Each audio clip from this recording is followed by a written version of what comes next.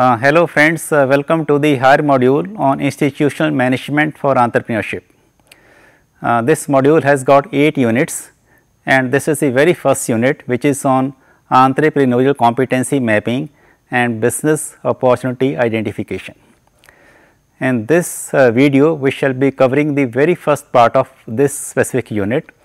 In fact, this unit has got 3 videos, 3 parts, and this is the very first part or the very first video. My name is Dr. Suresh Kumar Tameja.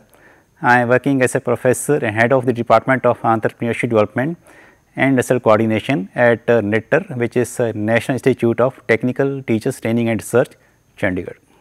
The contents of my presentation, there is a brief about the entrepreneur, like who is an entrepreneur and what is entrepreneurship. Then we shall discuss the need for entrepreneurship promotion, and then we will discuss the startup and the Stand Up India schemes. You see, entrepreneurship in a broader sense can be described as a creative and innovative response to the environment. An entrepreneur is an innovator who introduces something new into the economy. It could be a new method of production, a new product, a new service, or a new market which has been so far unexploited, and other similar innovations. Now, the question is, who is an entrepreneur? I will take only 2 definitions which are not from the books. One is by an international organization and one is by a practicing entrepreneur. This definition of an entrepreneur is by the ILO, which is International Labour Organization. It says entrepreneurs are people who have the ability to see and evaluate business opportunities. So, they have that ability or they have the capability to see, to sense, to scan the business opportunity. So, they have that third eye or the sixth sense to see an opportunity which normally people are not able to see. Then gather the necessary resources to establish the venture. So, once they have seen the opportunity, once they have evaluated the opportunity, so the second step is to collect the resources. The resources are man, material, machinery, money, etc. So, they collect all the resources and then they initiate the action to start the business. Entrepreneurs are action oriented, achievement motivated people who take risks to achieve the goals. So, these are the sort of competencies of an entrepreneur by the International Labour Organization. This is a very beautiful definition of an entrepreneur by Lord Swaraj Paul, who is basically an Indian. He is from Punjab, from Jalandhar district, and then he shifted to UK, and right now he is a very big business magnate over there. He says, I am often asked how to define an entrepreneur. My first answer is anyone who has the 5 qualities. First is motivation beyond the monetary incentives. So, there is a motivation which is beyond earning the money. So, earning the money is not the only motto. Of course, this is one of the motto, that this is a prime motto, but that is not the only motto. There is something which is beyond earning the money. You see, when we talk of big businessmen, we talk of like Tatas or Ambanis or Adanis or Birlas, now they have tons and tons of money. They do not need the money to survive. Their next 7 generations they can always go with this present money, but still those people are working. So, there is an external motivation which is generating employment for the people or contributing towards the country's economic development. So, there are many other motivations which are beyond the monetary incentives only. Second is the ability to do that work which one does not like as effectively as the work one likes. You see, when we start a business, there are many things which you have to do. In fact, if you are a first generation entrepreneur, this is a very first time you are starting an enterprise, and you being a very small scale entrepreneur, you have very limited resources, you cannot hire a lot of people. So, you have to do a lot of things. There are many things like marketing is there, production is there, financing is there, personnel is there, HR, a lot of things are there. Now, some things you like, some things you may not like, but since it is your business, it is your baby, you have to do all those things, at least in the very beginning. So, if you can do those things which you do not like as effectively or as good as the things which you like, you can be a better entrepreneur. third is needs little sleep and takes a few holidays, because once you start a business, it is very hard during the initial 3 to 5 years. Like when normally we say for the very first 3 years or approximately 1000 days, you have to work very hard. So, sometimes 20 hours in a day, sometimes 18 hours in a day, 22 hours in a day. So, you have to really work very hard. So, if you are very fond of taking sleep and going for vacations very frequently, then maybe this is not your cup of tea. Fourth is never worries about a pension. You see, when we talk of the pension, the very word pension, it shows a security orientation. That means your frame of mind is basically security oriented. But these people, these entrepreneurs, they are not security oriented. They take risk. Of course, they take a very calculated risk, a very moderate risk, a very intelligent risk, but they take risk. So, they are not security oriented. So, that is why we say that he should not worry about the pension. And the fifth is not afraid to lower one's standard of living, because there are many ups and downs in a business. Sometimes you are right at the very top, sometimes you have nothing left. So, if you can survive all those scenarios, you can be a very good entrepreneur. Now, let us talk of the types of entrepreneurs. There are mainly 5 types of entrepreneurs. First is the innovative entrepreneurs. Such entrepreneurs, they introduce new goods or new services or new methods of production or discover new markets or reorganize the enterprise. So, they do something new, something innovative which has not been done earlier. So, they are known as the innovative entrepreneurs. The second is the social entrepreneurs. In fact, this is a relatively new concept, social entrepreneurs. A social entrepreneur is someone who recognizes a social problem and uses entrepreneurial principles to organize, create and manage a business venture to make social change. So, basically they look for the problems in the society has a lot of problems. So, they want to solve those problems. So, they set up a business to solve those problems. So, the primary purpose of setting up a business is not to earn the money, but it is to solve the societal problems. The money will come by default. So, they are known as the social entrepreneurs. The next is the imitative or the adoptive entrepreneurs. Such entrepreneurs do not innovate, they just copy the technology or the technique of others. Next is the Fabian entrepreneurs. Such entrepreneurs do not want to change anything in their enterprise. They change only when there is a serious threat to the very existence of the enterprise. And the last is the drone entrepreneurs. Such entrepreneurs are very conservative and they will not change even if they have to suffer the losses or even close down the business. So, these are the 5 types of entrepreneurs. We shall discuss only the first 2, that is the innovative and the social entrepreneurs. This is Mr. Joseph Schumpeter, he is known as the father of entrepreneurship. He says an entrepreneur is an innovator who implements the change within the markets through carrying out of new combinations. So, his main focus is on the innovation. He says it is basically the innovation which distinguishes an entrepreneur from a businessman. And in the same series we have now known as the technopreneurs, the technical entrepreneurs, the people who are either technically qualified or technically experienced. While an entrepreneur is a person who identifies an opportunity, converts it into a product or a service, makes profit and builds a successful business, a technopreneur starts out with nothing, with just an idea. So, mainly he gets an idea from the society, from the community, and then from there he builds up his business. He defies existing practices and systems and thinks of doing things differently. He creates a product or a solution that uses technology to change the way something has been done traditionally. For example, the founders of Uber thought means they got an idea of a different way to call a cab. So, they use the power of technology by building a GPS integrated app and completely change the dynamics of the cab industry.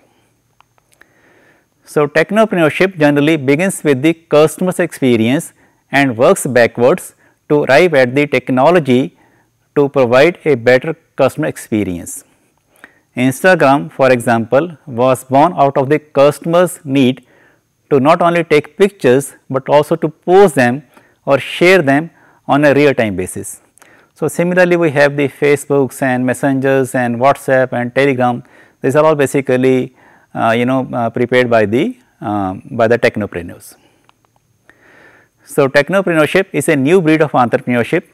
It involves coming together of people who are intelligent, driven, creative, tech savvy, which is very important, passionate, and have an appetite for taking calculated risk. This is seldom a one man show, because you have a team of people. Some people are good in technology, some people are good in finance, some are good in marketing. So, this is like a bunch of people coming together basically. The success of the technopreneurship depends on how well the team functions together. Technology is an integral part of technopreneurship. The technopreneurs, they digitate.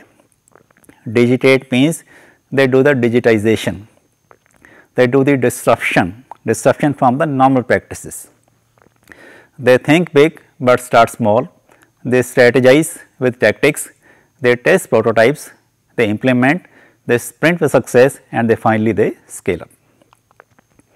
Next is the social entrepreneurs. A social entrepreneur is someone who recognizes a social problem and uses the entrepreneurial principles to organize, create, and manage a business venture to bring the social change. So, there are three key components of a social entrepreneurship. There has to be a problem, there has to be a sustainable solution, and which brings about a social change. Let me take two case studies of social entrepreneurs. This is a case study of one doctor, Dr. Venkataswamy, who is from Chennai, from the south of India, and he basically set up an hospital. The name is Aravind Eye Hospital. Aravind is like a brand name, and you see the people who are poor, the people who are from the rural backgrounds, poor people who were becoming blind because they were not able to afford the eye surgeries. So, for them he is doing it absolutely free of cost. He says, if a Coca-Cola can sell billions of sodas and McDonald's can sell billions of burgers, why cannot Aravind sell millions of sight restoring operations? So, why cannot we restore the sight of those people who are becoming blind just because they do not have the money to pay for the eye surgeries? So, Dr. Venkataswamy retired in 1978 at the age of 57. He set up a hospital foundation in Chennai. He added a medical research foundation. He added an institute of community ophthalmology, and 3/4 of the surgeries, 75% of the surgeries are done absolutely free of cost. Dr. Venkataswamy designed a model where revenues from the paid service stream. So, the people who are able to pay, so those who have the money, so they are paying, so that money he is utilizing for doing for the free services. So, he designed a model where revenues from the paid service stream coupled with high efficiency could offset the cost of providing free service. It includes revenues from the patients who pay and income from the sale of Arvind's intraocular device units. Dr. Venkataswamy says, I do not run a business, I give people their sights. Secret of success is high efficiency and self-sufficiency. The housekeeping and the paramedical staff are mostly the girls recruited from the nearby villages. So, it is generating a lot of employment also, and the patients they start coming in as early as 4 in the morning, no appointments, not even for the paid ones, and the hospital starts working at 5 in the morning from Monday to Saturday. This is the entire spectrum of the Aravind Eye Care Hospital. A lot of things he has set up right now. He says we want to go global. That means not only in India, but in the other countries also, like like neighboring countries like Bangladesh, Nepal, Bhutan, all these countries where the people are poor and who cannot afford to pay for their eye surgeries. So, for them it is all free of cost. He has got many awards like Padma Shri, the Helen Keller International Award, and his vision and leadership has got him accolades from around the world. This is the second case study of Professor Muhammad Yunus, who is a Nobel laureate. He is from Bangladesh and he set up a Grameen is like a rural Grameen bank.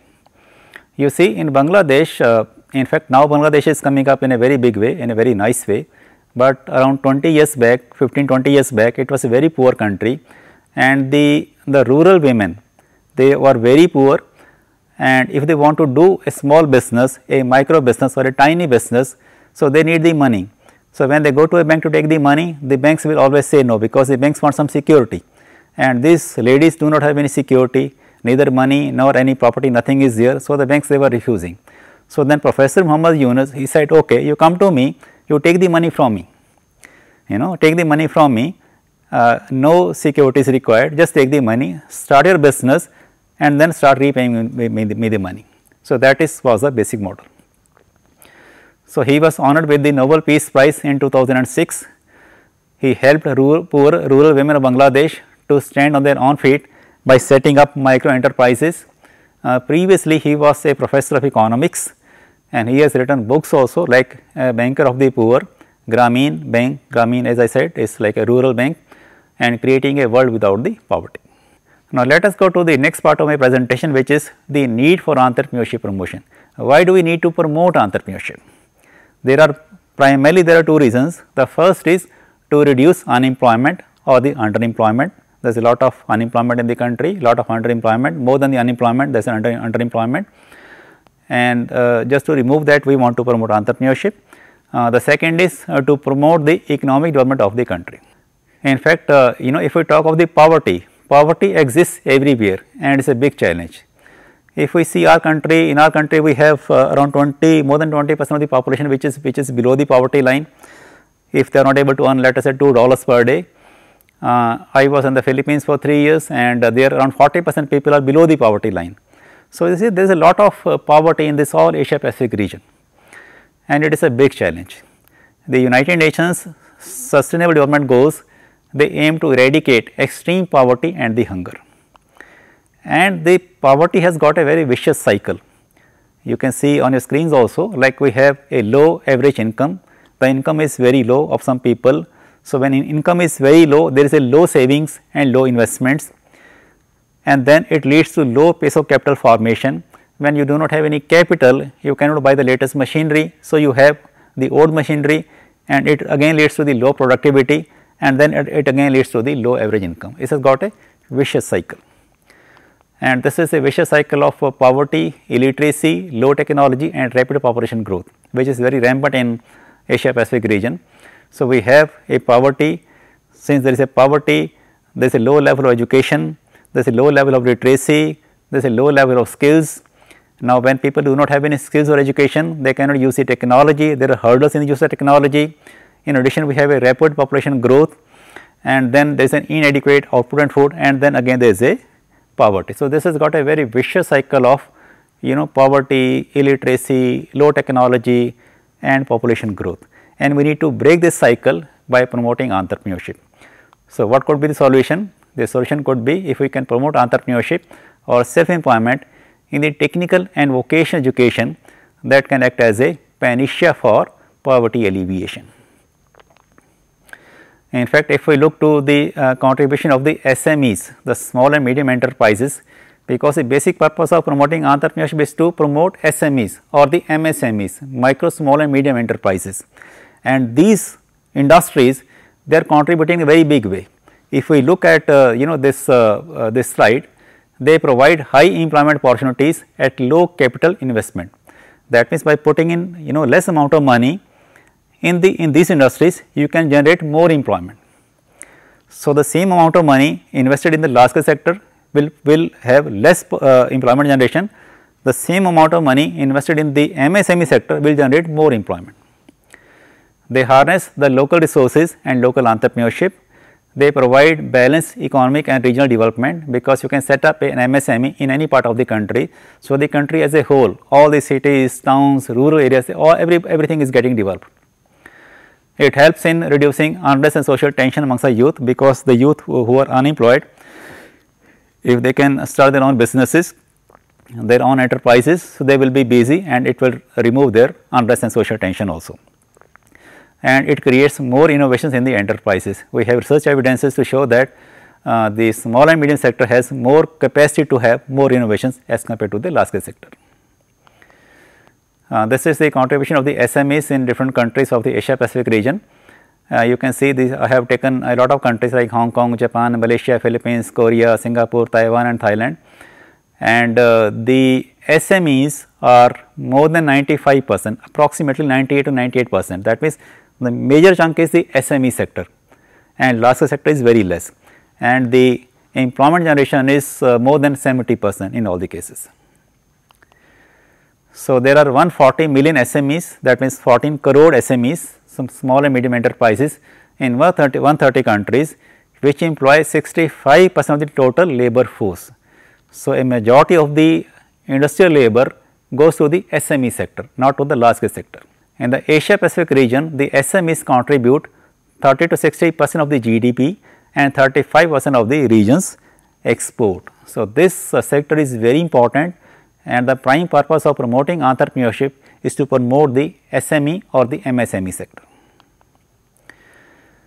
Now, let us go to the last portion of my presentation, which is on the Startup India and Stand Up India campaigns by the Government of India. Startup India is a flagship initiative of the Government of India. It is intended to build a strong ecosystem that is conducive for the growth of startups businesses, to drive sustainable economic growth and generate large scale employment opportunities.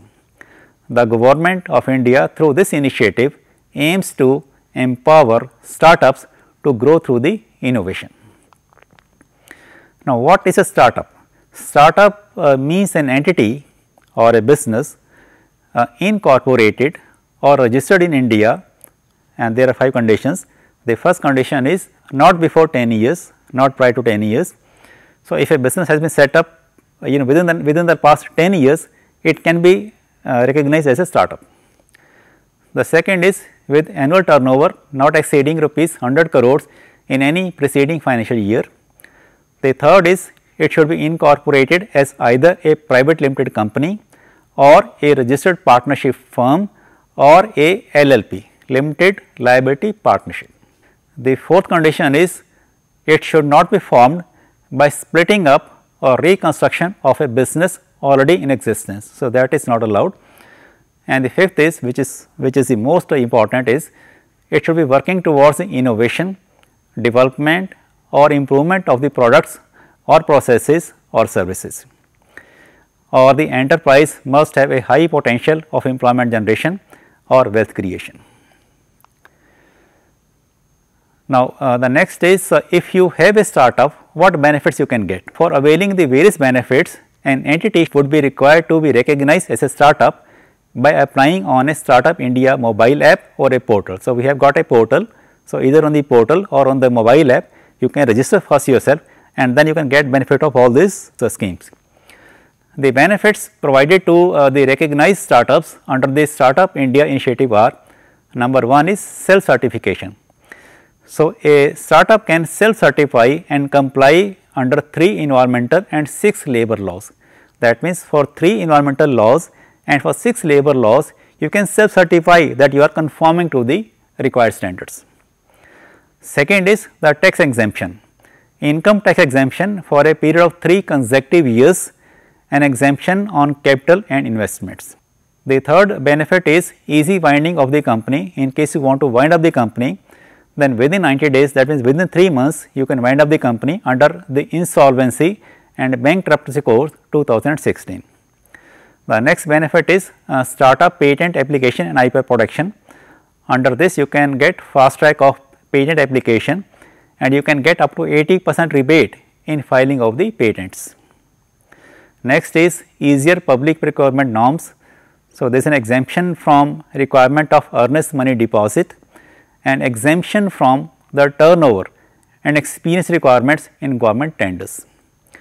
And the last is SIDBI funds. SIDBI has got a fund, it is known as SIDBI fund of funds. In case you want to get the money under this fund, you must be registered as a startup on the portal or on the mobile app. I have put some questions and their answers also. The first question is, can an existing entity register as a startup? The answer is yes. An existing entity that meets the criteria can visit the Startup India portal or the mobile app and get itself recognized for various benefits. The second question, what is the time frame for existing entity to obtain certificate of recognition as a startup? This certificate of recognition would be issued typically within the 2 working days upon successful submission of the application. So, it takes only 2 to 3 days only in getting a certificate. And the last question is, would a one person company, just one person is working in the company, be eligible to avail benefits under this Startup India initiative? The answer is again yes, one person companies are eligible to avail benefits under this Startup India initiative. And the last I think slide is on the Stand Up India, that was Startup India, this is Stand Up India. Stand Up India scheme facilitates bank loans between rupees 10 lakhs and rupees 1 crore to at least one scheduled caste or scheduled tribe borrower and at least one woman per bank branch for setting up an enterprise. This enterprise may be in manufacturing, services or in the trading sector. In case of non-individual enterprises where we have more than one person basically, at least 51% of the shareholding and controlling the stake should be held either by a SC/ST or by a women entrepreneur. So, I think that is all. So, thank you so much. For further details you can go to the e-contents which have been given in this higher module. So, they are much more elaborate. Thank you so much.